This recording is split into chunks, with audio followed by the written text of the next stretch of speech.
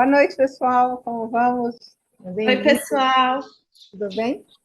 Bem-vindos a mais uma live, esse workshop do ILAS, organizado aí no mês da sepse, né?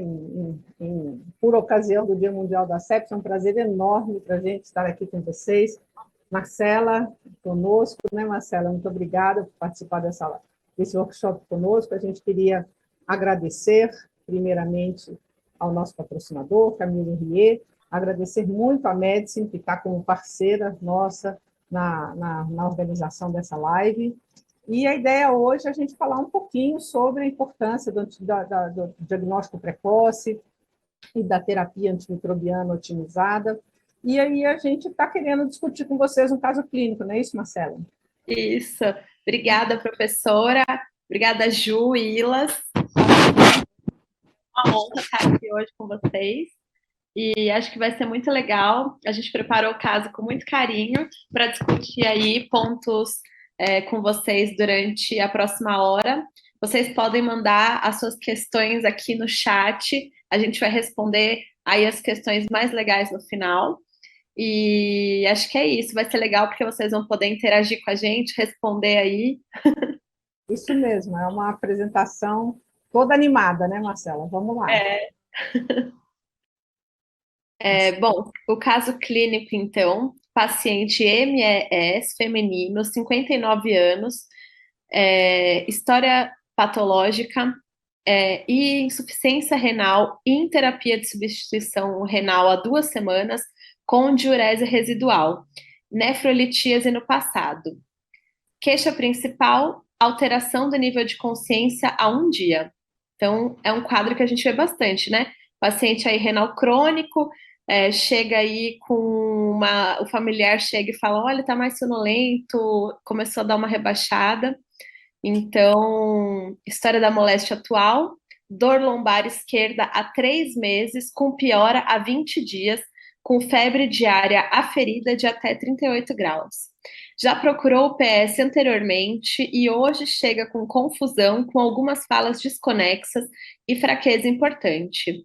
Na triagem, os sinais vitais, então, tem uma PA de 100 por 60, uma frequência cardíaca de 96 batimentos, frequência respiratória de 20, saturando 96 em ar ambiente.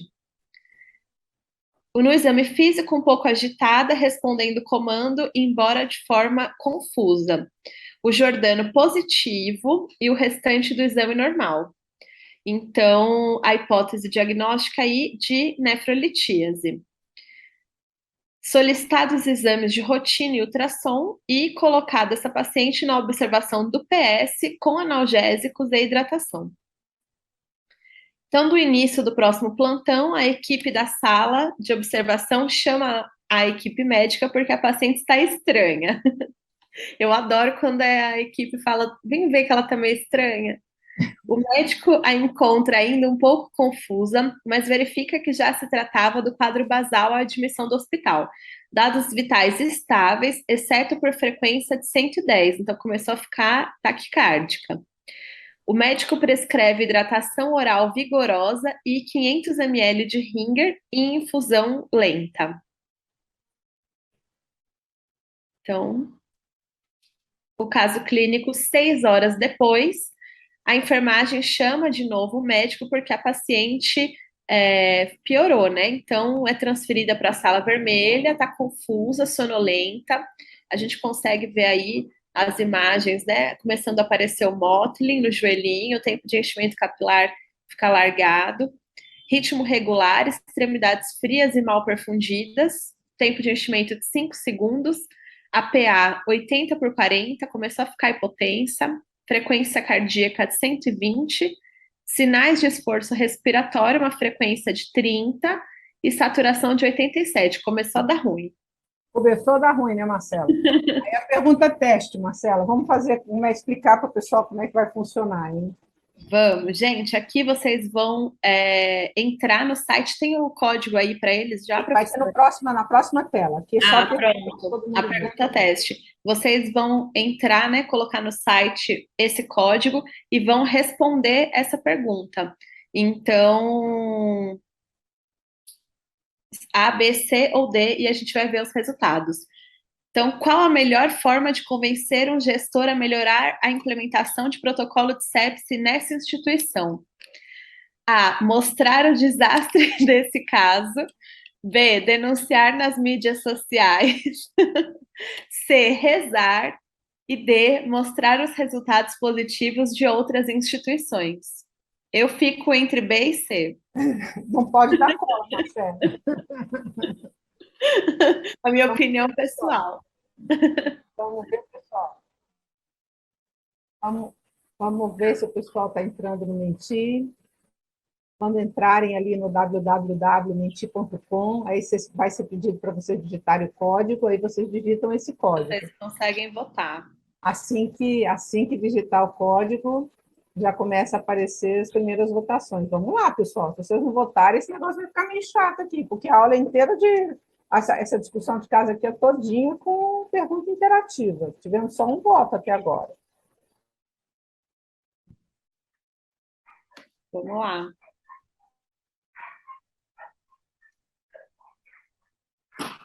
Depois que vocês entram no Menti também, vocês já conseguem votar até o final.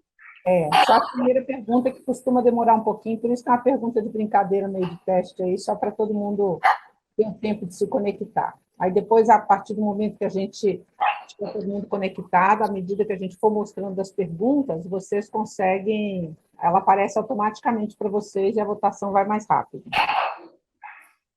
Mas vamos lá.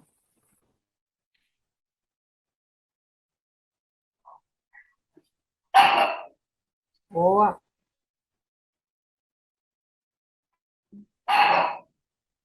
Gente, desculpa que minha cachorrinha ficou louca aqui. Tá dando para vocês ouvirem? Desculpa. O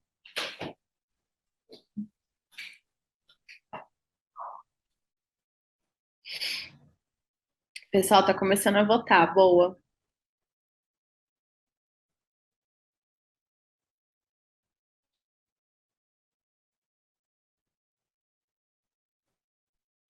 Ó, ninguém gostou da sua opção, Marcelo, de sair denunciando nas redes sociais. Você está muito digital influencer demais. Muito.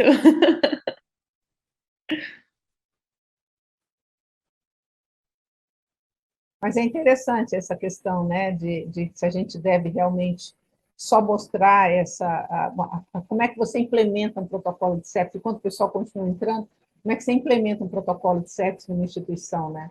Você deve ter a postura de mostrar os problemas e os casos em que não funciona, para que isso motive as pessoas a prover melhorias, ou é uma estratégia mais adequada você dizer, olha, este é um problema, e aí você faz a estratégia de reforço positivo, mostrando que a implementação de protocolo de sepsi dá resultado em outras instituições. Né? Mas vamos seguir, né, Marcelo? Eu acho que o pessoal, enquanto isso se conecta, a gente vai para a próxima pergunta. Vamos. Não faz mal que alguém tenha perdido a pergunta, na medida que conecta, já dá certo para a próxima pergunta também. E aí vocês vão se conectando. Aqui o pessoal, então, está ficando mais positivo. Eu acho que é muito importante mesmo. Só mostrar o problema sem ter uma solução, né? Não adianta muito. Então, pergunta: você teria feito diferente na admissão do pronto-socorro? Então, A, teria iniciado o protocolo de sepse, a paciente já tinha história sugestiva de infecção e uma disfunção orgânica. B, teria. Como havia história de febre, teria solicitado exames pensando em possível infecção, mas não daria antibiótico ainda. C, não teria. A paciente estava no ambiente hospitalar e piora clínica poderia ser detectada facilmente. Ou D, não teria. A paciente tinha diagnóstico de nefrolitíase e estava corretamente tratada. E aí, gente?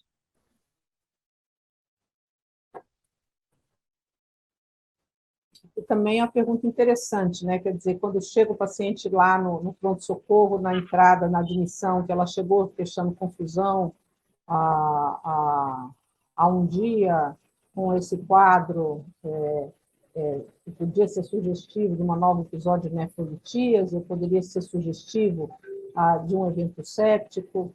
Você vê que as pessoas, elas tendem a, claro, teríamos feito diferente, né? Eu acho que isso é a parte fácil da história, de que realmente foi uma conduta inadequada, né?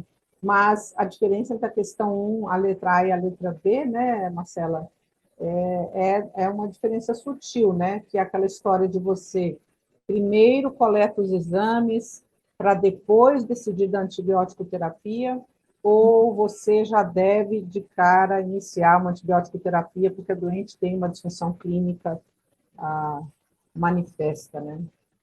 Sim.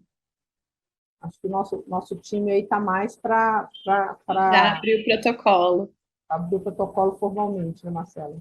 É. O que você faria? Assim, ela chegou ali com uma pressão sistólica limite, né? Ali de 100.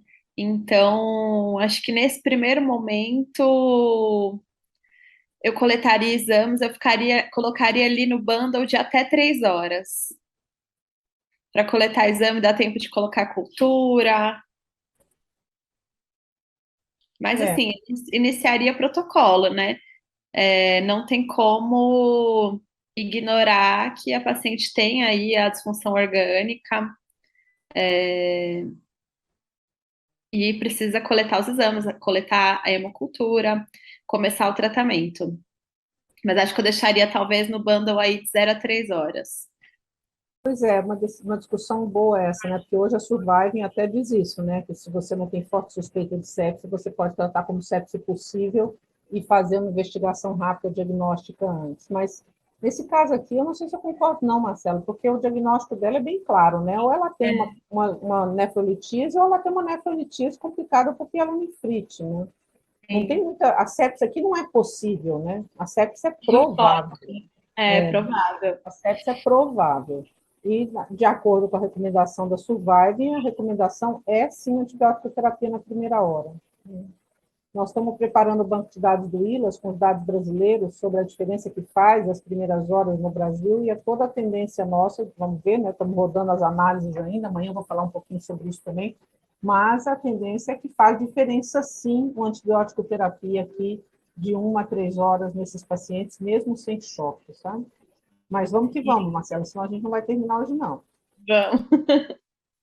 Bom, gente, essa paciente, então, ela foi levada para a sala de emergência, né, depois que se viu a gravidade já instalada, potência, com múltiplas disfunções, e aí se iniciou o que se deve fazer na sala de emergência, que é MOV, né, monitor oxigênio e veia.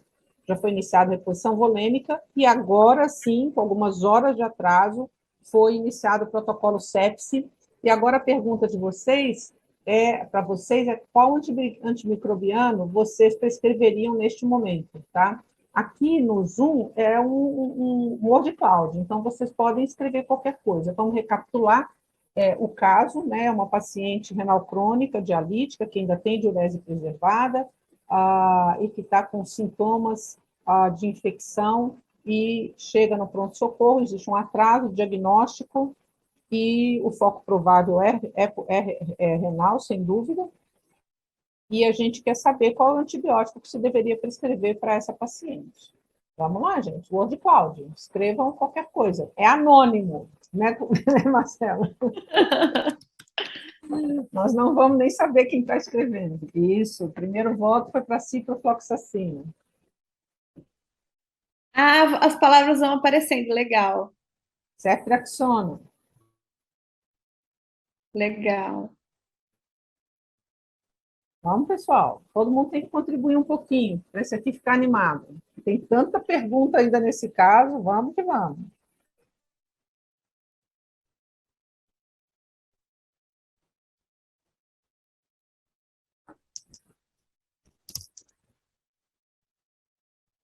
Nossa.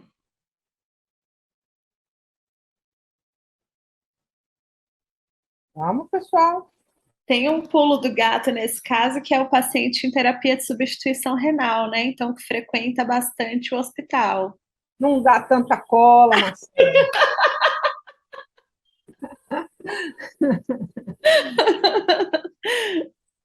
Boa, vamos lá, pessoal. Mais gente votando, ó, tem muita gente votando para a ceftriaxona, por isso que ela fica com a letra maior. Quanto Ah, mais gente vota, a letra vai mudando, né? Então, a maior parte das pessoas neste momento daria ceftriaxona, né? E não mais ciprofloxacina. A ceftriaxona pulou na frente da ciprofloxacina, mas a gente tem gente que acha que tem que ser meropenem com vancomicina. pessoal mais agressivo. Mas acho que, sem dúvida, aqui o pessoal está favorável a usar ceftriaxona, né? Vamos seguir. Então, essa paciente teve sua ampliação de suporte ventilatório com a máscara não reinalante, foram coletados hemoculturas e uroculturas, passagem na sonda vesical de alívio para coletar essa urocultura rapidamente, antes de iniciar a antibiótico terapia. Foi colhido também todo o kit séptico, avaliação de disfunção orgânica, né, lactato, a gasometria arterial, bilirrubina, creatinina, né, todo o componente do kit sepsis daquele hospital, que é bem específico, cada instituição pode fazer o seu, e sim, deram ceftriaxona, 2 gramas endovenosa. Foi iniciado, ainda estava recebendo a primeira reposição volêmica com 1.000 ml, mas mesmo assim, por conta da hipotensão, foi iniciado noradrenalina durante a reposição volêmica inicial, juntamente com mais 1 litro de Ringer lactato, e essa doente foi solicitada a sua transferência para a unidade de terapia intensiva. Tá? Então, a gente quer discutir um pouquinho com vocês que cuidados que a gente teria que ter nesse momento, e é de novo um word cloud, tá, pessoal? Então, vocês têm que escrever. Quais cuidados vocês teriam para coletar essas hemoculturas aí, né? Que atenção que a gente deve ter nesse momento daquela bagunça do pronto-socorro, doente grave pra caramba, o que vocês fariam de cuidados, como é que coletaria essas hemoculturas? É um texto livre, se vocês puderem contribuir aí para a gente se animar. Vou até responder também, participar. Essa pergunta está mais difícil, o povo não está se animando, não. Acho que nós vamos responder, né, Marcelo? Você quer Ninguém começar? Acho que sim. Bom, como a gente sabe, né, a urocultura ela é uma cultura que corre muito risco de ser contaminada, né? Depois vir esse resultado de contaminação. Então, primeiro, claro, coletar o par, né, de hemocultura pareada e fazer a coleta na técnica mais asséptica possível ali da urocultura. Então, Aqui colocaram antisepsia com clorex. eu acho que talvez esse seja, né, assim, da urocultura, com certeza, a gente tem que fazer antisepsia, mas eu acho que o foco maior é a dificuldade que a gente tem com a aderência à coleta da hemocultura, né, Marcela? Sim. É tão importante para fazer um stewardship adequado do antibiótico que a gente tenha uma boa coleta de microbiologia. Porque se você não tem uma boa coleta de microbiologia, o seu laboratório pode ser o melhor laboratório possível, você já começa errado, né? Então, sim, a ideia é coletar hemocultura de 2 sítios diferentes, né? Coletar frascos de aeróbio em princípio, mas há algumas instituições que também padronizam a coleta do frasco anaeróbio, mas nem sempre isso é possível e disponível, e nem sempre é importante. Aqui, no caso, não é, né? Porque não se suspeita de infecção por anaeróbio. Mas o mais importante da coleta de sítios diferentes, que é o que está aparecendo aqui, né?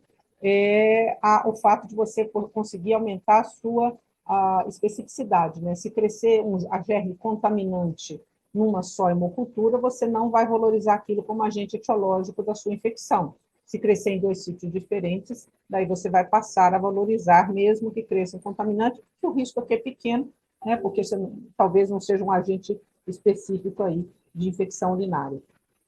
Mas o laboratório ele é fundamental neste momento, né, coletar, ter uma microbiologia de qualidade, porque nós vamos ver o quanto é importante que esses resultados municiem o stewardship de antibiótico num paciente grave como esse, né? e também ter esses resultados rapidamente. É muito importante que essas culturas sejam coletadas antes do início do antibiótico, para que, por mais que você tenha aquele antibiótico no tratos de hemocultura, sempre aumenta a sensibilidade que essa coleta seja feita antes dos antimicrobianos. Mas nós também temos a noção de que é importante tratar rapidamente esse paciente. Então, se não for possível coletar as hemoculturas e uroculturas antes do antibiótico, paciência, a prioridade, sem dúvida, é a, a antibiótico terapia. Muito interessante o comentário das amostras em tempo único, é isso mesmo, né? Então, assim, por mais que... O que você quer ver com uma hemocultura é a presença de bacteremia. Se o doente tiver bacteremia no momento em que você coletou a sua hemocultura, essa hemocultura é muito... As culturas hoje, com a qualidade nos laboratórios, elas são muito sensíveis. Se houver bacteremia, deve crescer, né? E vai crescer rápido, na verdade.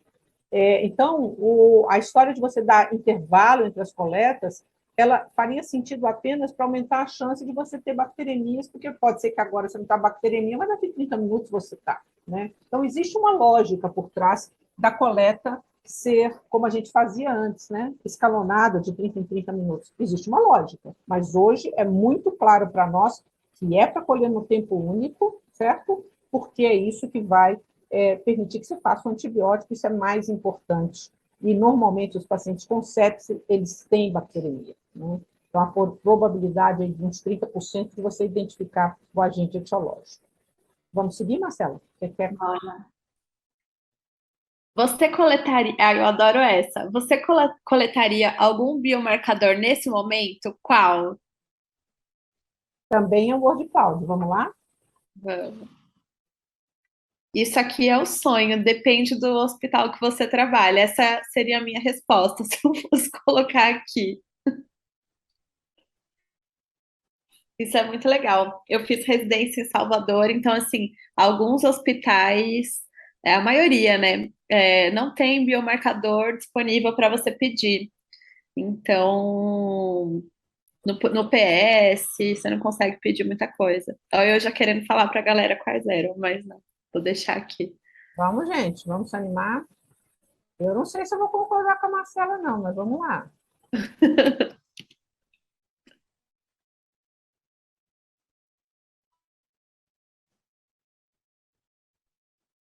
Ah, Boa.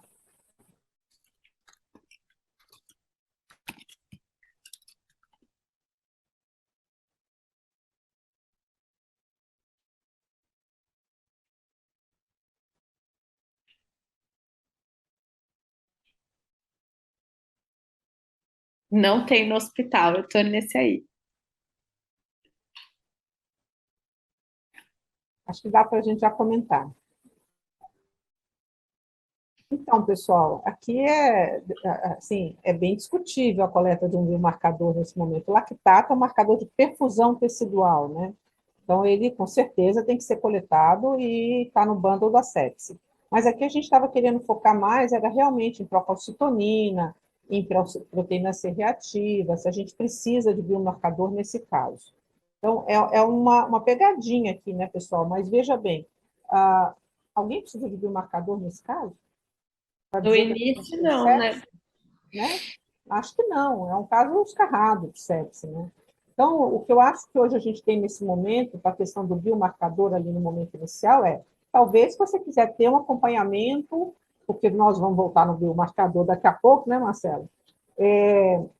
Do que aconteceu depois com esse biomarcador. Então, existe um papel de, ok, eu quero ter uma avaliação prognóstica do meu doente, se a procalcitonina estiver muito alta, se a PCR estiver muito alta, eu quero ver ela baixar depois. Então, existe talvez este contexto, que é usar o biomarcador longitudinalmente. Mas que fique claro que hoje, neste caso, você não precisa do biomarcador para fazer diagnóstico diferencial de sepsis ou não sepsis. Né? Pode ser Não que é tenha isso algum... que vai falar de colocar o não antibiótico, né? Exato. Né? Agora, a discussão, né, Marcela, se o biomarcador é importante, por exemplo, a procalcitonina, proteína C reativa ou o biomarcador, são os dois mais usados, né? ela é importante na zona cinzenta, naquele doente que você está na dúvida se vai dar o antibiótico ou não. Isso é uma outra discussão que não é pertinente aqui nesse caso, mas não sei se você quer comentar se haveria um papel validado aí por um marcador naqueles casos de dúvida. Como é que você faria? Eu acho que, assim, né, também o PCR, ele é pouco específico, né, para esse momento de dúvida, mas é muito mais amplamente disponível, pelo menos na minha realidade, do que a procalcitonina.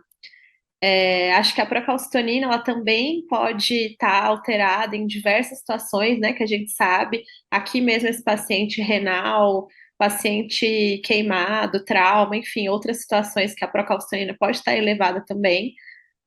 Mas numa situação que você não tem isso e você quer pensar se esse paciente está infectado ou não, você pode usar essa procalcitonina aí no início e, né, ver se ela está muito alterada, se está muito diferente, do seu valor basal da UTI. Da UTI não, o seu valor basal de marcador do laboratório.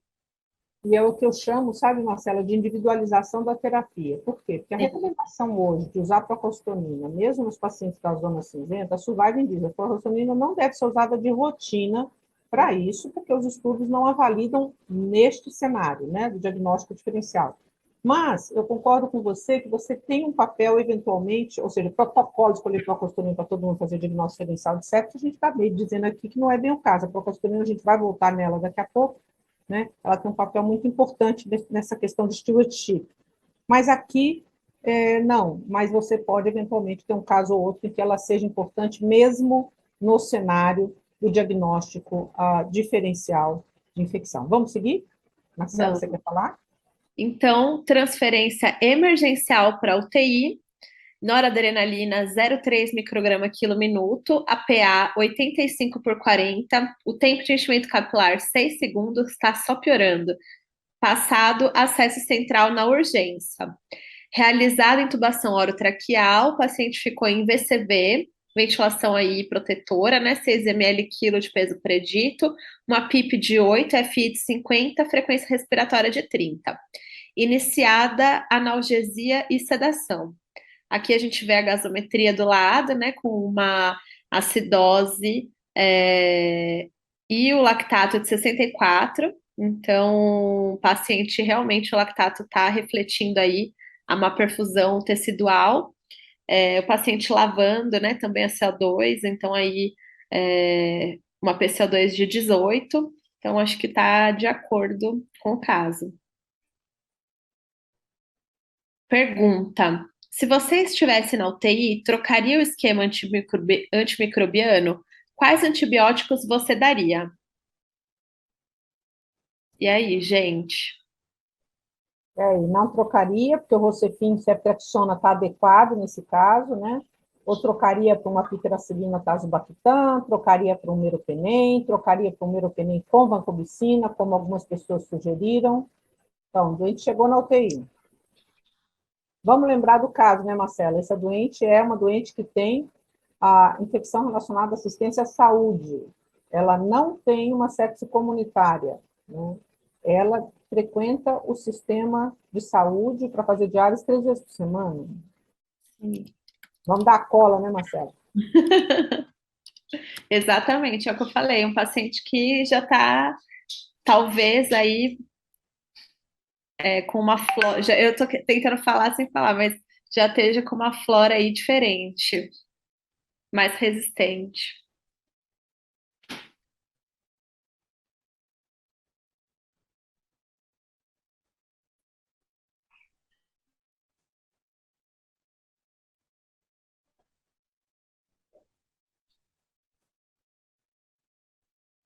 Estou surpresa com as respostas.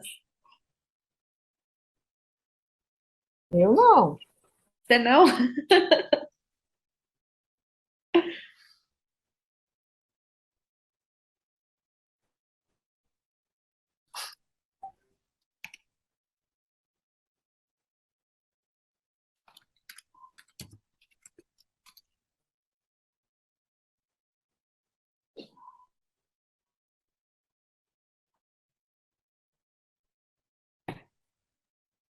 Muito bem, vamos já começar a discutir aqui, né?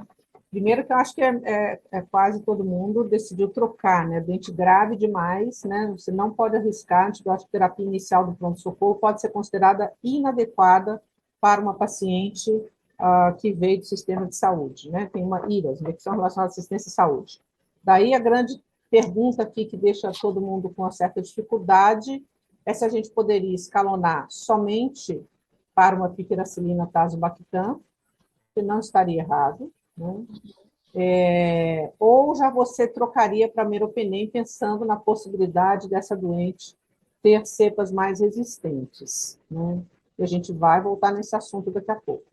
Quem assinalou meropenem com vancomicina não deixa de estar certo. Se você for olhar os guidelines, uma pielonefrite complicada com sepse, e aqui no caso até um choque séptico, numa paciente que frequenta o sistema de saúde, ou seja, não é infecção comunitária, principalmente numa doente que dialisa e pode estar colonizada assim por MRSA, é, há uma discussão aqui boa, né? Se deveríamos cobrir somente gram-negativo, que logicamente são os agentes mais prováveis, ou se, dada a gravidade do caso e a ideia de que você não pode errar, você não tem chance de erro, se valeria a pena já iniciar com um chumbo mais grosso para descalonar conforme resultados de cultura. Tá? Não sei se você concorda com essa abordagem geral aí, Marcela. Eu concordo, claro, assim, na minha prática aqui eu tenderia a escalonar para tazocin, piperacilina, tazobactam. Pensando bem ali no foco principal, né, urinário, a chance, né, vai ser um germe gram-negativo, então, nesse primeiro momento, cobriria para gram-negativo. Mas, claro, dada. O principal também aqui, gente, é conhecer a sua flora local. Então, pensando, né, se esse paciente faz ali, às vezes, diálise no seu hospital, que bichos você tem, enfim. E como a professora falou, não tem muita chance para errar. Se você acha que o shape do paciente ali não vai segurar a onda, cobriria para gram positivo e gram negativo. Mas eu, nesse caso, tenderia mesmo a ir para a piperacilina tazobactam. O que não está errado, né, Marcela? É muito importante ficar clara essa mensagem. Não estaria errado. E foi exatamente, aliás, o que foi feito neste caso, tá? Foi modificado para a piperacilina tazobactam como monoterapia. Continuou a reposição volêmica na UTI. A doente foi equilibrada depois de analgesia e sedação, como a gente pode ver, né? Conseguiu se colocar a paciente em ventilação protetora, conseguiu-se, inclusive, reduzir a FO2 depois de devidamente sedada e acoplada, resolvendo a sincronia. É muito frequente isso, né? O doente fica péssimo no pronto-socorro, porque é aquela confusão, nem sempre acoplado bem a ventilação, e aquela, depois de acoplamento, a gente vê que a PF dela não estava ruim. Foi iniciada hidrocortisona e foi feito, sim, um ultrassom que não mostrou nenhum sinal de obstrução. Então, nós não temos uma pielonefrite. Interessante a gente lembrar disso, né? No bando da septic também não pode não estar lá escrito como item do bando, mas claramente a gente precisa de controle do foco. Então, essa doente poderia precisar de um controle do foco. Sim. Bom, agora vamos uma perguntinha capciosa. Vamos. E aí, pessoal? E aí? Como é que você prescreveria pipetase? A gente vai ajudar lendo aqui para focar no que a gente quer discutir, porque o texto das questões está muito longo, né? Então, supondo que eu decidi dar pipetase, eu devo dar a primeira dose ajustada para a função renal em bolos, e aí, seguida da dose ajustada em infusão estendida, ou eu estou falando das primeiras 24 horas, né? Ou eu deveria dar dose plena em bolos, seguida de dose plena durante as primeiras 24 horas, para depois ajustar para a função renal. Ou eu deveria dar dose plena, mas não em bolos, e sim em infusão estendida, pensando, como a gente sabe, que os beta-lactâmicos, o que comanda a capacidade bactericida deles é o tempo sobre MIC. Portanto, para pacientes graves, está recomendada infusão estendida. A gente tem alguns estudos clínicos que sedimentam essa conduta da infusão estendida para que faz de todos os beta-lactâmicos. E aí eu ajustaria depois de 24 horas. Ou eu dou a dose ajustada em 4 horas. Então, basicamente, o que a gente quer que vocês decidam aqui, né, é se eu ajusto de cara para a função renal, que é a opção A e a opção B de dado, ou não ajusto. E se você faz em bolos ou faz em infusão contínua a primeira dose. Basicamente é essa a pergunta que a gente tem para vocês. Vamos lá. Opção A e opção B são ajuste imediato para a função renal, um em bolos, o outro em 4 horas. As opções B e C são dose plena em bolos ou em infusão estendida na primeira dose.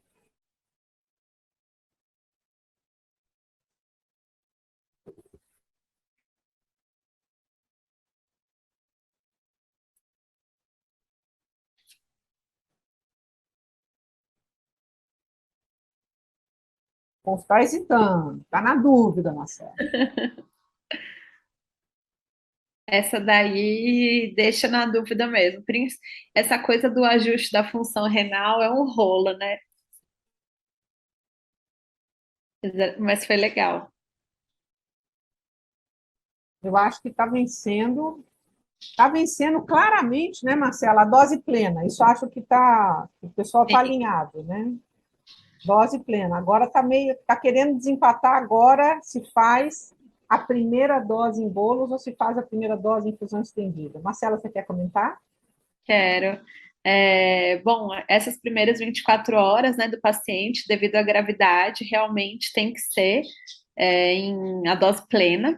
Então, você vai atirar com tudo, principalmente porque a gente não tem como fazer, né, medir nesse primeiro momento como que está aí o nível sérico do antibiótico nesse paciente. Então, a gente vai fazer a dose plena mesmo, para depois ajustar para a função renal.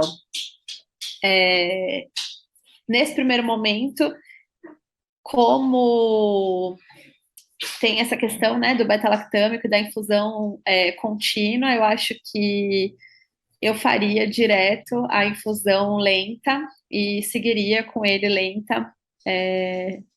Até eu fiquei na dúvida agora de fazer. A recomendação hoje, na última Survive, Marcela, na última Survive isso ficou bem claro, tá? Porque isso era confuso mesmo. Então, aqui é uma pegadinha boa, e na última Survive, para que essa confusão não exista mais, ficou claro que a primeira dose é em bolos. Mas a dúvida é totalmente pertinente, né? Por quê? Porque aqui é o efeito que você quer. O efeito melhor será obtido em infusão estendida, porque você vai manter o tempo sobre MIC, né? Entretanto, se toda a lógica está em dar antibiótico na primeira hora, né, porque você vai reduzir a carga bacteriana daquele paciente e, com isso, atenuar a resposta inflamatória, é um peso versus o outro, né? Não vamos dizer que tem estudo randomizado baseando isso, porque não tem. É isso que eu ia falar, porque isso serve até para o beta-lactâmico, que eu tenho... entendi. Sim. Então, o que se decidiu foi usar o bom senso, né, e optar pela opção A, ou seja, mesmo para os beta-lactâmicos, hoje, a recomendação é fazer bolos na primeira dose e começar a ganhar a história do tempo sobre MIC a partir da segunda dose. E por isso que é tão importante não atrasar a segunda dose. Porque, como você está fazendo o bolo, se você atrasar a segunda dose, aí sim, porque quando você está usando dose alta, você vai obter com bolos um tempo sobre MIC razoável durante um período. Mas se você atrasar a segunda dose, daí é capaz que sua concentração caia abaixo do MIC. Sim, porque vai ficar descoberto, né? Exato. Né? Tudo bem? Vamos seguir? Vamos. Aí a gente tem aqui, né, Marcela, a razão pela qual a gente usa dose máxima. Ixi, acho que esse vídeo não vai rodar. Tá, desculpem a gente aí, pessoal, porque quando a gente pôs no mentir, acabou que a gente se distraiu um pouquinho de que você quer um vídeo. E agora eu não estou conseguindo clicar. Mas, Marcela, você lembra como é que esse doente estava, né? Esse Sim. que você viu? Hiperdinâmico, hipovolêmico, com kissing walls aqui. Ele já tomou 3 litros de fluido. Então, só para lembrar isso, né? Que a razão aqui da gente ter posto esses dados é que os doentes estão hipovolêmicos. Você dá volume, eles continuam hipovolêmicos, porque o líquido que você está dando está indo para o terceiro espaço. E junto com o líquido, está indo para o terceiro espaço o antibiótico que você deu, porque a maioria dos antibióticos é hidrossolúvel. Por isso é que a gente tem que usar a dose máxima e não corrigir para a insuficiência renal. Né? Ah, o resultado da cultura. A cultura, Cadê? Aqui a cultura. Então, o resultado deu E. coli, né? Esperado.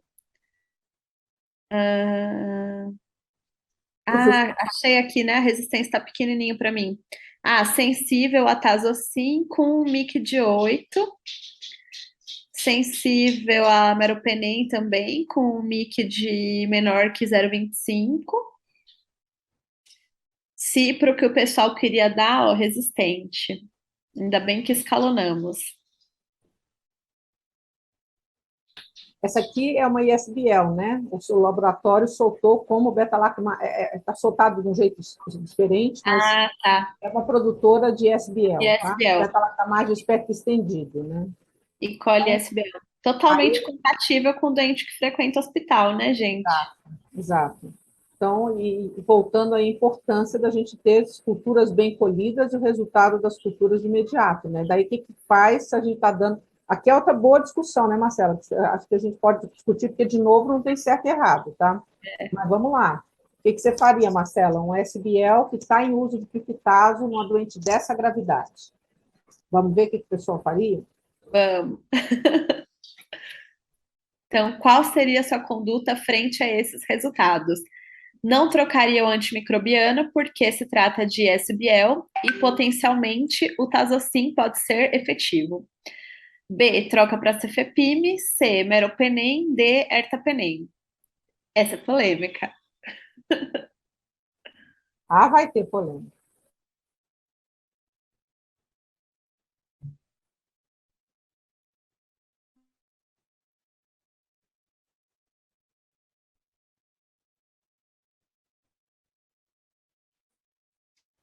Vai ter polêmica e hesitação, né? O povo está hesitando. Olha só, o pessoal É. não trocaria.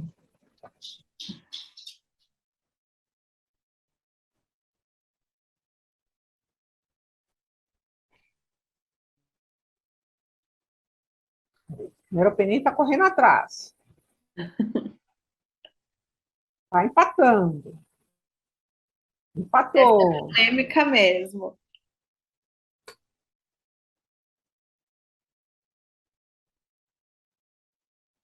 Tô achando que o povo não está querendo votar mais, não. Quer comentar, Marcelo? Quero. Bom, aqui nesse caso, a minha tendência pessoal aqui seria manter o Tazocin por ser ISBL, né? Mas, claro, se o paciente continuasse tendo piora, e a gente percebe, né, que está aí com o tempo de enchimento capilar continuando muito ruim, de 6, hipotêncio, nora subindo, mal perfundido, aí escalonaria para meropenem. Então, tem que ser mais agressivo se o paciente está descendo ladeira. Eu basicamente concordo com você, exceto pelo fato que eu acho que ele já está grave demais. Né? Ou seja, eu acho que o raciocínio é lógico. Ou seja, se fosse um doente menos grave, talvez eu tivesse essa conduta de manter também a pipitase. Mas não, e ainda assim a gente correria o risco de deterioração, porque a ISBL ela tem esse problema, né? E algumas das beta-lactamases de espectro estendido, que não é uma só, elas efetivamente elas lisam o pipitase. Né? Então, quando você vai para estudo clínico em paciente grave, comparando pipitase com meropenem, existe uma melhor evolução, vamos dizer, com meropenem, embora isso não é óbvio. Então, não estaria errado aqui, na minha opinião, se o doente fosse menos grave. Mas com essa gravidade, esperar que ele ainda deteriore para a gente escalonar, eu acho que eu não faria isso. Né? Eu acho que eu daria. Eu tô tá empatado, como vocês estão vendo, né? Mas eu acho que eu daria primeiro pneu. Vamos Também o que a continuar? gente. Essa daqui. Esse achado foi na hemocultura também, né? Não, na urocultura. Na uro, né? Porque também o que a gente tem de evidência mais robusta, que eu sei, que é o Merino Trial, né? Ele tem aí o E. coli na hemocultura, né? Então, que aí tem Mas de novo, né, Marcela? Aí você está levando assim, ó, o que que faz um doente fazer bacteremia? Ele ter sepse. Sim, Então, eu falei o contrário, né? O doente com sepse, muitas ele vezes ele faz está bastante. séptico exatamente porque ele tem mais capacidade ou gravidade e vai ter, muitas vezes, bactéria na corrente sanguínea. Então, quando você fala que o estudo foi com paciente com hemocultura, é porque, logicamente, não se conduziria um estudo dessa monta num paciente com base só na urocultura. Então, para fazer o estudo, você vai na hemocultura. Mas nós estamos aqui supondo que ou esse doente tem bacteremia que eu não fui capaz de pegar, porque eu não vou, nem sempre ele está em bacteremia quando eu for hemocultura, né? Ou ele não tem, ou ele tem partículas da bactéria, né? Porque o conceito de sepse não implica em ter a bactéria no sangue, mas eventualmente pode ter partículas da bactéria, ou tem só resposta inflamatória, mas eu diria que é um proxy. O quadro grave deste doente é um proxy de bacteremia, que é o que foi usado no estudo. Tá. Né? Não sei se você concorda, mas eu acho que Não, não entendi. Até porque também tem isso, né? Faz muito mais sentido fazer o estudo mesmo coletando a ema, muito mais prático do que fazer uma coisa com urocultura, apesar de ser o mesmo bicho, né? Que é a E. coli também. exato, exato. Eu suporia que esse doente deve ter, em algum momento, episódios de bacteremia, ou ele está grave o suficiente para a gente considerar ele como bacteremia, como um paralelo do estudo que mostrou superioridade, vamos dizer assim, do meropenem nesta situação clínica em relação ao pictal. Nossa. Então vamos Vamos seguir? continuar. Evolução nos 3 primeiros dias de UTI. Foi trocado o antibiótico para meropenem. Hemodinâmica compensada às custas de droga vasoativa estável, então não subiu mais droga. Paciente evolui com piora nos parâmetros ventilatórios, febre e secreção esverdeada. Não acredito, estava indo tudo bem.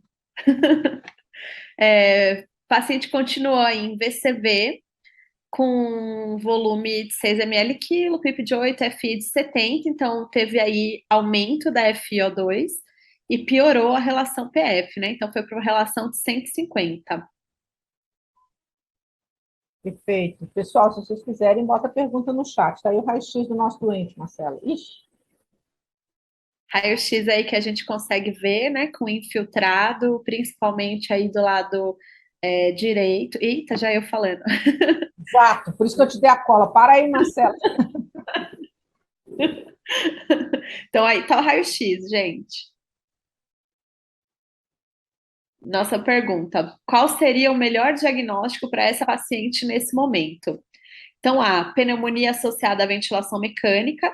B, pneumonia comunitária grave. C, pneumonia aspirativa. D, piora da síndrome de desconforto respiratório aguda relacionada à sepse de foco urinário.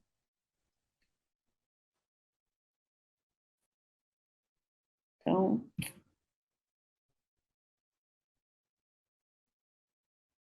já começamos.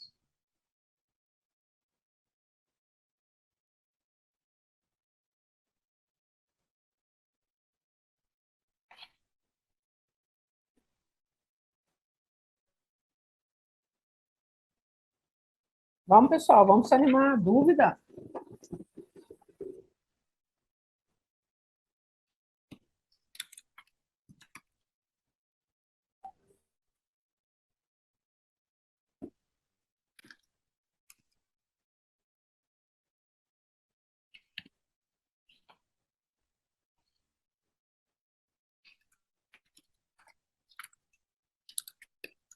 Muito interessante a dúvida do pessoal aqui, né, Marcela? Você quer comentar essa? Sim. Bom, gente, nessa, né, a gente percebe a paciente que estava entubada, então aí nesse caso estava no quinto dia, né? Mas assim, mais de 48 horas entubada, com piora na relação PF, então piora aí dos parâmetros ventilatórios, secreção e piora na imagem, né, do raio-x. Então isso é o diagnóstico de PAV dado de bandeja. Piora da imagem, piora do padrão de secreção, então vem a secreção esverdeada e piora também, precisando de mais incremento aí na ventilação, né? FI foi para 70 com uma relação que piorou. Eu acho que cabe aqui realmente, muito claramente, não é pneumonia comunitária gráfica, ele já tem mais de 48 horas de ventilação mecânica, então ele preenche critério para você falar em pneumonia associada a VM, né? Sim. Muito bem, interessante essa questão, né? E aí a gente tem uma pergunta de descanso, né, Marcela? Um word cloud para vocês. Só porque a gente não pode fazer um workshop de sepsis sem falar de prevenção. Então, Bom, será que a gente fez tudo o que podia, né, Marcela, para prevenir essa PAV aí como complicação precoce? Não, dentro está 3 dias na ventilação, pessoal. sim, Tudo bem, né? Ela pode ter aspirado. Vamos lembrar, e só voltando na pergunta anterior, que essa doente teve rebaixamento de nível de consciência, né? Então, é sutil e uma pegadinha. Por quê? Porque ela estava lá na UPA, rebaixada, na UPA, no pronto-socorro rebaixada. Então, ela pode muito bem ter feito aspiração no momento do rebaixamento e a gente está frente a uma pneumonia aspirativa, tá? Só para que ninguém votou lá na pneumonia aspirativa, né, Marcela? Mas teria sim. lógica também a gente falar em pneumonia aspirativa, porque são 3 dias de VM, é bem precoce, mas é claro que conceitualmente já passaram as 48 horas. Vamos, Sim. gente, a única coisa que eu posso fazer para prevenir pneumonia, então, é clorexidina? Higiene oral com clorexidina? Cabeceira elevada.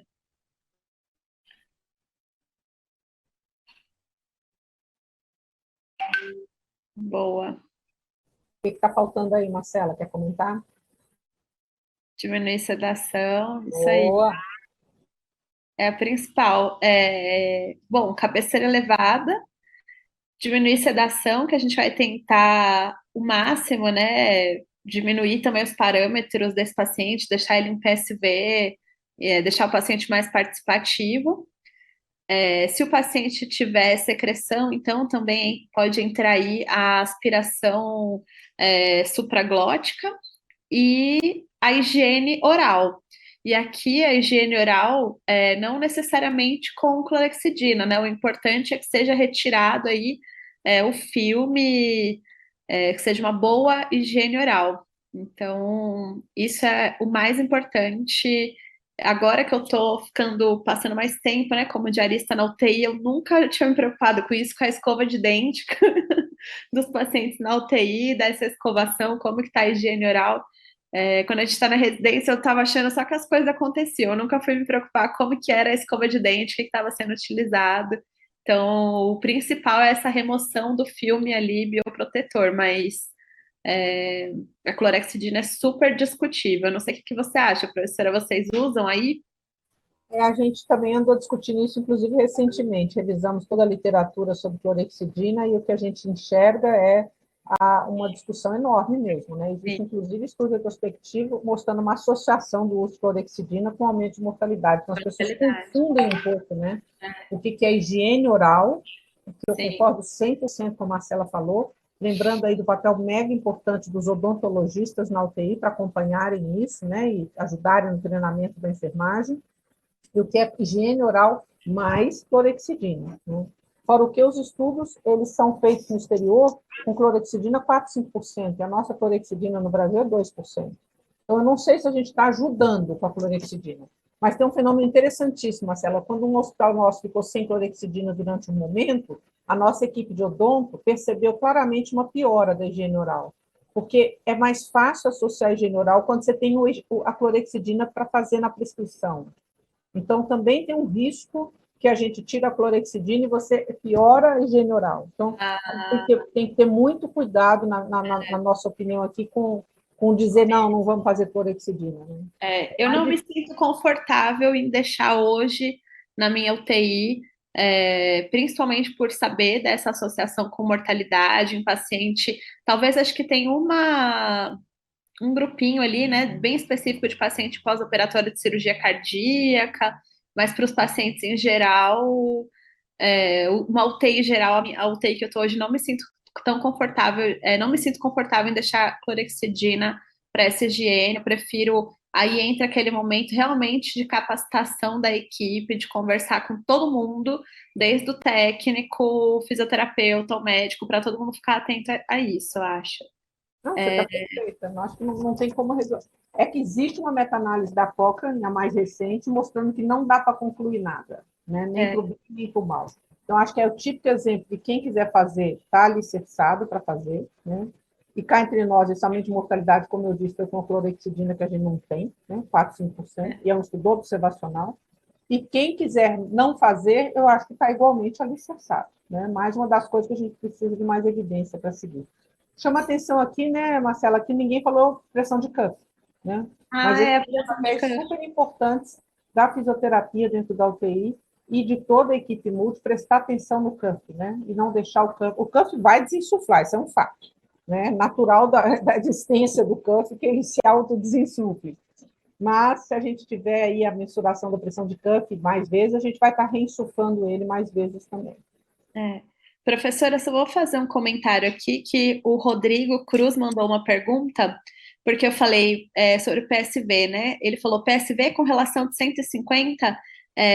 Eu não falei específico aqui, Rodrigo, quis dizer medida do bundle de PAV no geral, assim. O objetivo meu sempre vai ser deixar esse paciente entrando e participando da ventilação e movimentando, né, musculatura e secreção, colocando secreção para fora o quanto antes. Então, esse é o objetivo, da diminuir sedação e desmamar a ventilação. Perfeito. Então, Tcharam! Agora é a pergunta que não quer calar, né, Marcela? Nosso doente está com pipitazo. Qual antimicro? Agora ele tem um diagnóstico de PAV, 3 dias de internação na UTI. Esses 3 dias foi meio forçação de barra, né? Está meio precoce demais, mas vamos lá. É um word cloud de novo, pessoal. A gente optou por não colocar alternativas, né, Marcela? Porque esse caso aqui é bem complicado.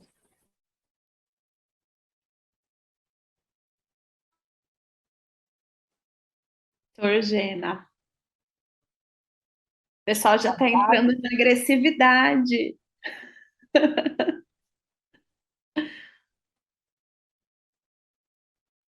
Gente, só a gente pulou uma etapa aqui, porque já estamos aí, né, avançando na hora, mas vamos dizer que a equipe da UTI abriu o protocolo de sepse, colheu lactato, colheu as culturas, né? Está olhando para todas as disfunções orgânicas do doente, colheu as culturas antes de fazer o antibiótico, e estamos seguindo o jogo.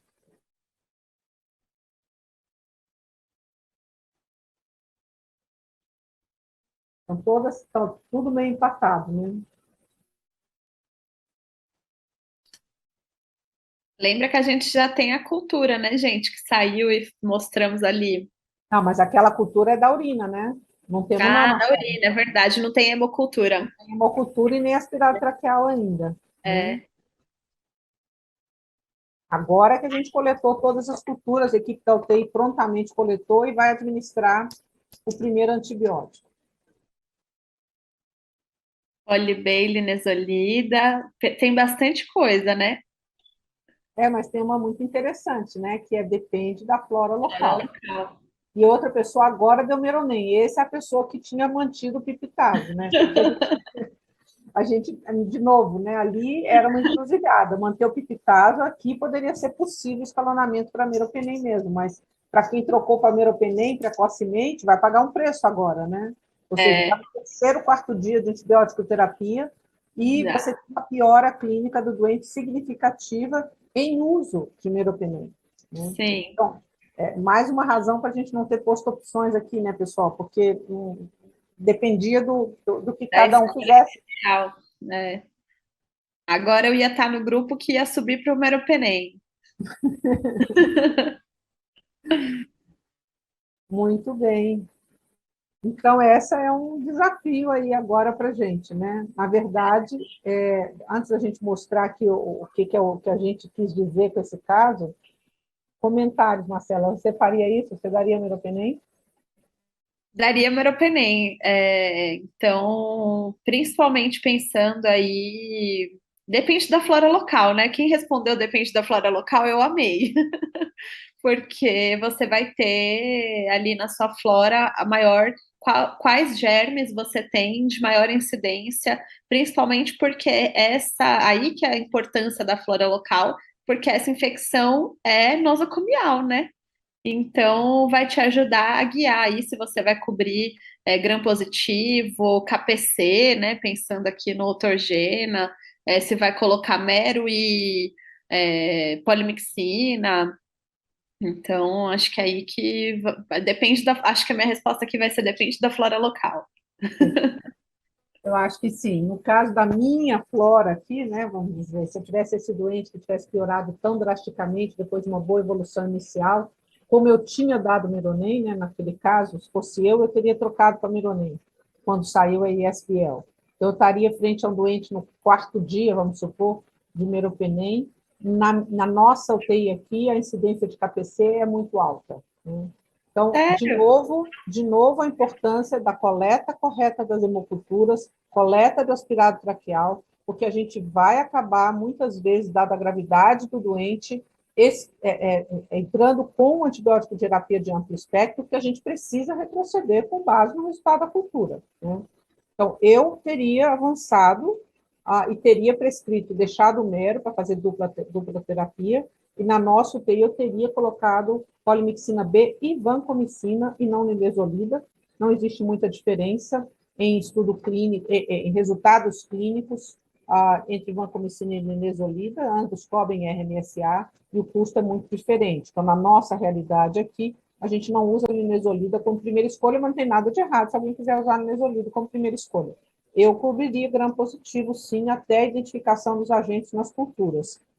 Que a gente tem pneumonia por estáfilo, essa doente possivelmente é colonizada por estáfilo, a gente não faz screening, né, de suave nasal para identificação de colonização por estáfilo. Então, se eu tivesse um suave nasal negativo, e isso não é rotina, estou reafirmando, né, eu até talvez me eximisse de ampliar a cobertura para vancomicina.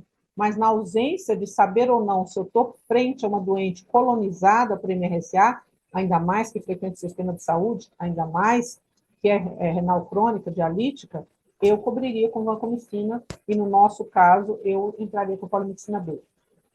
O Casav, né, a ceftazidimab Bactam, ele vai cobrir a KPC, mas ele vai deixar descoberto outros agentes, né, que também podem estar aqui no jogo. Então, a cobertura para pseudomonas vai ser pior, né, a cobertura para acineto vai ser pior. Então, na nossa UTI, eu não tenho como saber, nessa altura aqui, se é uma KPC ou um acineto.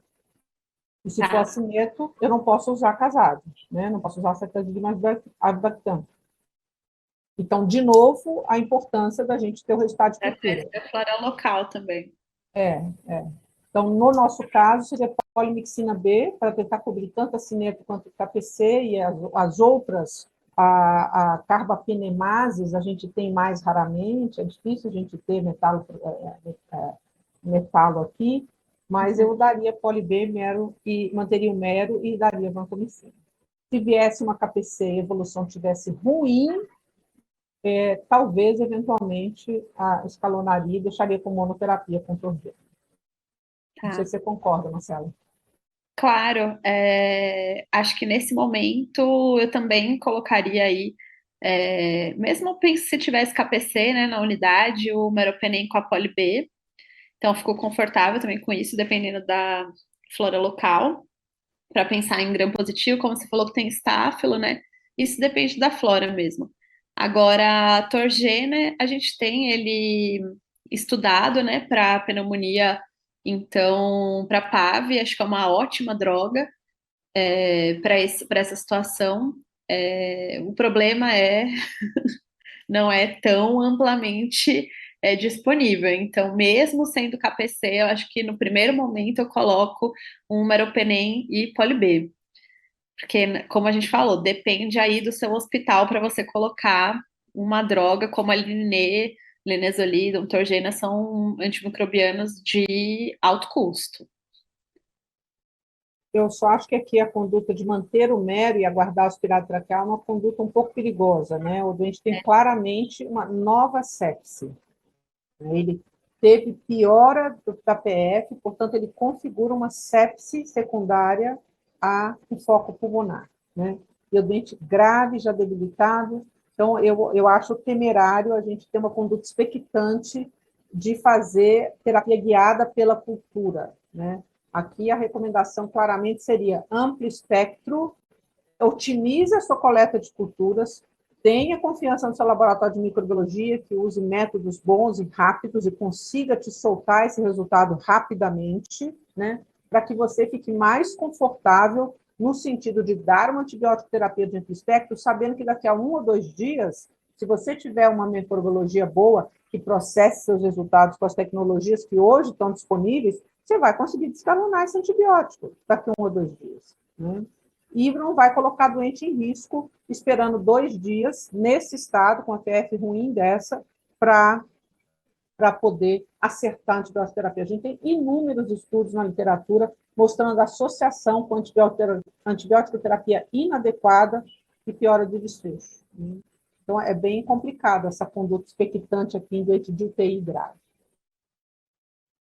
Vamos seguir, Marcela? A gente já está com tempo aí para... Veio uma KPC. Vamos lá ver? Veio a KPC, então, aqui no aspirado traqueal.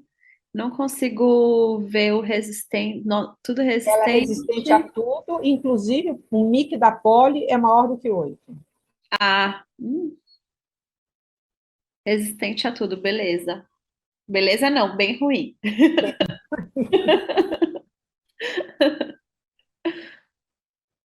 E agora, Marcela? Agora vamos trocar esse antibiótico e a gente deu polimero. Então, agora, nessa situação, vai ter que apelar para o alto custo. Perguntar se o pessoal banca um Torgena, não tem o que fazer, a tristeza. É, Ainda mais um mic desse da Poli B. também concordo, né? Nós teríamos muita dificuldade aqui, viu? Assim, a gente tem Eu acesso. também. Mas frente a uma KPC resistente à polimixina, as nossas opções terapêuticas são muito poucas, né? A gente realmente fica bem vendido aqui nessa história, né? E, de novo, né, Marcela, chamando a atenção de como este caso foi guiado pelos resultados de cultura, né? Nós errou-se lá no começo, ajustou, ficou na dúvida, o resultado da cultura veio, ajudou a resolver, junto com a avaliação clínica, e aqui, de novo, é ele que faz com que a gente decida o que fazer. E, por último, a nossa última pergunta é... Tchan, tchan, tchan, tchan. Essa também não tem certo e errado, não. Essa tá boa. Por quanto tempo você manteria a terapia antimicrobiana? 7 dias, 14 dias, coletaria uma procalcitonina no quinto e se o valor estivesse menor que 0,5, suspenderia. 10 dias, se a procalcitonina estiver normal, e a partir do 7º dia, avaliaria dia a dia com base em critérios clínicos e na procalcitonina. Essa tá boa.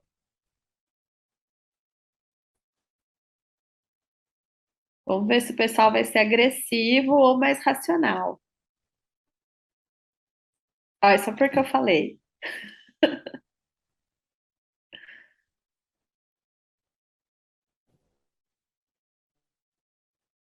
Mas isso também, como a gente falou, né? É importante.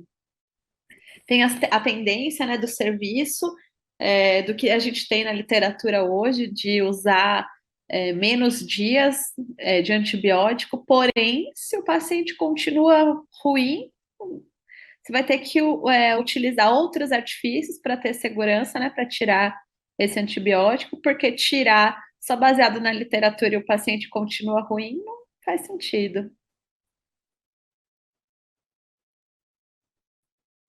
O pessoal está bem empatado aí entre duas condutas, né? É muito interessante aqui.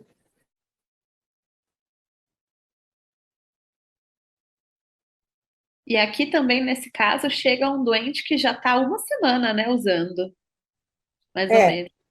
Eu acho que aqui tem vários pontos para a gente comentar, né, Marcela? Primeiro é esse, né, que assim, nós vamos situar a história aqui, né, pessoal? Sim, Nós sim. não estamos falando de uma pavezinha, porque aquela pave que você fez diagnóstico, o doente está bem, está estável. Nós estamos falando do segundo evento séptico de um paciente causado por uma germe multiresistente. Sim.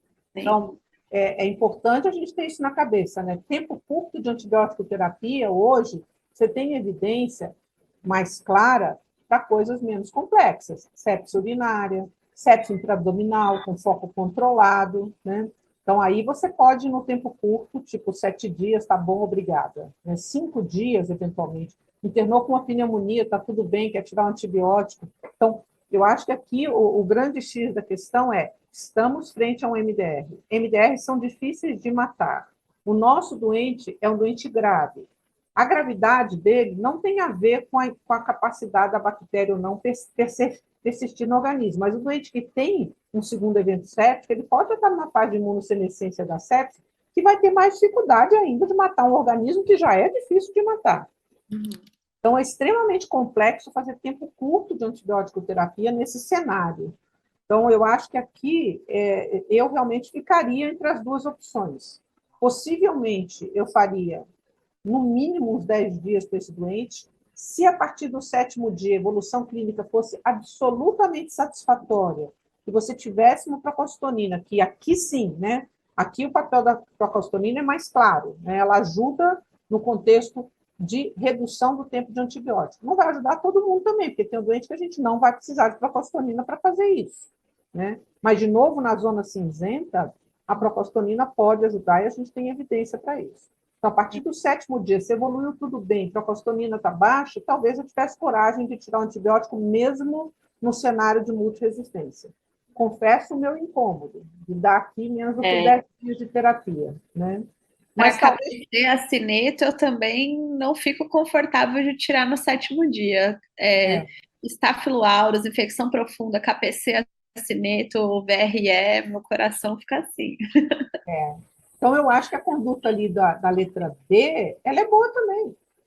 Sim. Né? Vai até o 10º dia, vê se está tudo bem, vê se a procalcitonina está boa, a evolução clínica está boa. Né? Então, a E não está errada, na minha opinião. A D não está errada, na minha opinião. Né? E eu diria que a B, se o doente estiver evoluindo mal, né, tiver tido uma evolução arrastada, e eu não tiver um biomarcador para me ajudar, talvez a B também é muito razoável, sabe? Eu chegaria no 10º dia e hesito, né, porque o doente não está indo bem, ainda está grave. Olha, a procalcitonina continua alta, né? Então, eu acho que aqui essa votação aí reflete muito o nosso dia a dia, né, Marcela? A dúvida que a gente tem. Né? Tirar o antibiótico, suspender num paciente grave é muito difícil. É fácil você tirar aquele antibiótico que alguém que entrou aí num paciente, um profilático prolongado pós-cirurgia. Isso é fácil de tirar. Difícil é aqui. Tem muitos fatores para avaliar. Não é só chegou o dia, vou suspender, né? Perfeito. Bom, vamos lá, nós estamos indo para o encerramento do nosso caso. Marcela, você quer continuar? Sim. Então, a evolução da paciente no 7º dia de UTI, desmame progressivo de vasopressores e melhora perfusional, melhora dos parâmetros ventilatórios e padrão de secreção, e foi estubada. Muito bem. E a gente nem vai contar quantos dias ela usou de antibiótico, porque não importa. A mensagem central é individualize a sua terapia. Né? Eu acho que essa é a take home da nossa live aqui, né, Marcela? Reconhecimento precoce e tratamento adequado, pessoal. É isso que salva vidas na sepse. É pensar rápido, pense, pode ser sepse, inicie antibiótico terapia, mas faça o seu stewardship de forma adequada, descalone, suspendam o antibiótico, porque o uso excessivo de antibiótico terapia está associado com aumento de resistência, como a gente viu nesse caso, né? A gente quis mostrar um caso com muita multiresistência, exatamente porque essa é a nossa realidade hoje, e uma das razões para isso é o uso indevido de antimicrobianos no stewardship inadequado. Não sei se você quer dar uma mensagem final, Marcela. Adorei a aula, sempre aprendo muito com a senhora, então isso é muito bom também. Acho muito legal a gente discutir, gente, porque não tem muitas perguntas, como a gente mostrou aqui, não tem resposta certa, né? Você tem diferentes pontos para avaliar, para pensar ali no seu paciente. Então, e esse é um caso amplo e que a gente vê no dia a dia, né? Um paciente que piora, que complica, gera muito resistente, um caso complexo. Gostei muito. Espero que vocês tenham gostado também. Esperamos que vocês tenham gostado e a gente quer chamar vocês para duas coisas. Uma é falar do EAD do ILAS. A EAD é a plataforma gratuita do ILAS, onde a gente tem inúmeras aulas bacanas sobre sepse, sobre diagnóstico, sobre tratamento, sobre como implementar protocolo de sepse na sua instituição. Então, procurem o nosso EAD. Mais uma vez, agradecemos a BioMRE, que também é uma das apoiadoras do nosso EAD, como apoiou a gente nesse workshop. E, por último, queríamos também lembrar a vocês que a nossa doente sobreviveu e saiu de alta do hospital. E, portanto, ela agora é uma sobrevivente de sepse. E a gente, que como somos uma boa UTI, né, Marcela, iniciamos a reabilitação dessa doente ainda dentro da UTI, com todas as coisas que a gente sabe fazer na UTI, e a gente deu alta para ela numa condição boa, mas ela precisa de cuidados. E é por isso que a gente tem também essa ferramenta para disponibilizar para vocês. Também é a BioMRE que nos apoia nesse projeto. É um projeto chamado Reabilita Sepse, o site é esse, né, .com.br, e lá a gente contou com a ajuda de uma equipe multidisciplinar fantástica, que construiu uma série de orientações para os pacientes que saem de alta, e a gente convida vocês aí para disponibilizarem essa ferramenta para todos os pacientes de vocês na UTI, divulgarem para os seus familiares. E agora a gente está colocando também na ferramenta, né, nesse site, ferramentas de avaliação para que os pacientes possam avaliar seu status, sua performance, e ajudando eles a buscar o sistema de saúde nesse processo tão difícil que é a reabilitação do paciente sobrevivente de sepse. E também sigam o ILAS e o Reabilita Sepse no Instagram, porque sempre tem ali, eu mesma fico atualizada das lives que vão ter no site, no Instagram do ILAS, que é @ILAS. E o Reabilita Sepse tem também o Instagram, então dá para vocês verem lá quando vai ter aula nova, quando vai ter fórum, o que está rolando no site, porque o pessoal do ILAS posta tudo lá, então se mantenham atualizados. Excelente. Marcela, mais uma vez, super obrigada por ter estado conosco aqui. Obrigada. Mais uma vez, obrigada para a Medicine, que nos ajudou tanto na construção desse workshop, e muito obrigada a BioMRE, que é uma parceira de longa data do ILAS e que nos ajuda muito na divulgação de causas importantes para os nossos pacientes com sepse. Boa noite para todo mundo. Obrigada, gente.